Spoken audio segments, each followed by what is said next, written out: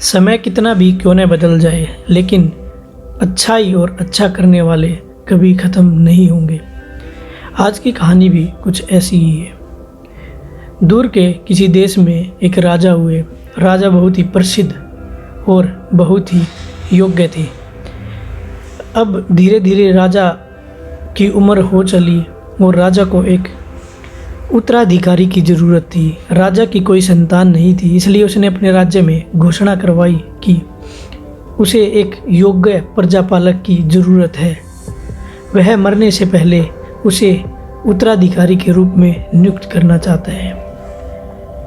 विभिन्न स्थानों से लोग आए, लेकिन कोई भी उनके इस पद के लिए खरा नहीं उतर सका। यह बात दूर दूर तक फैलती गई।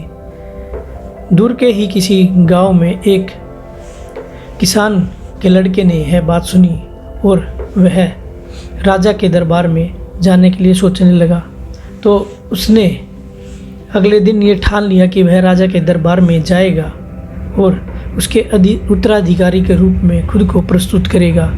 वह नई पोशाक पहनता है और थोड़ा सा खाना और अपने पहले से जो पहन रखे थे वस्त्र उनको लेके चल पड़ता है।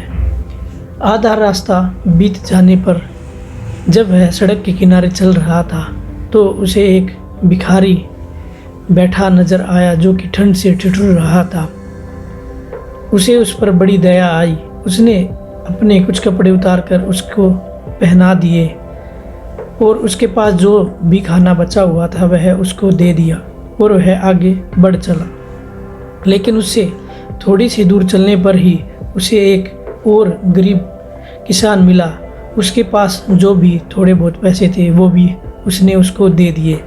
ऐसा करते करते वह राजा के दरबार में पहुंच गया। राज दरबारी ने उसे राजा का वह स्थान दिखाया जहां पर राजा बैठते थे। वह दरबार की ओर बढ़ चला, लेकिन अचानक उसकी नज़र राजा पर पड़ी जो कि उस भिखारी की शक्ल से मिलता जुलता था। तो अकारण ही उस लड़के ने राजा से पूछ लिया कि आप उस भिखारी की तरह दिख रही हैं जो मुझे रास्ते में मिले थे। राजा को बड़ा आश्चर्य हुआ कि उसने उसे पहचान लिया। तब राजा ने उसे बताया कि मैं एक ऐसे योग्य व्यक्ति की तलाश करने के लिए बाहर निकला जो कि सच में ईमानदार और योग्य हो, इसलिए उसने एक भिखारी का रूप धारण भी किया। क्योंकि राजा चाहता था कि अगर वह राज दरबार में ही बैठा रहा तो उसे सच्चे इंसान की पहचान नहीं हो पाएगी और उसका शासन किसी गलत व्यक्ति के हाथों में चला जाएगा। उसने लड़के को गले लगा लिया और उसकी ईमानदारी और कर्तव्य से वह बहुत खुश हुआ। अपना साम्राज्य उसको सौंपते हुए कहा कि तुम इसके योग्य उत्तराधिकारी हो।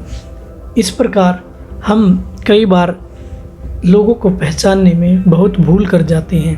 हम अच्छे को बुरा समझते हैं और बुरे को अच्छा समझ बैठते हैं। अगर हम किसी चीज़ को बारीकी से जानना चाहते हैं तो हम एक एक चीज़ खोजने के लिए आतुर रहें तो ही हमें कुछ मिल सकता है। ऐसा ही राजा ने अपने उत्तराधिकारी को खोजने में किया। ये कहानी हमारी अच्छाइयों और बुराइयों दोनों से मिलती हैं। अगर हम अच्छे लोगों को ढूंढेंगे तो हमें निश्चित ही अच्छे मिल जाएंगे। अगर हम बुरे लोगों को ढूंढेंगे तो बुरों की गिनतियाँ तो हज़ारों में हैं, लाखों में हैं।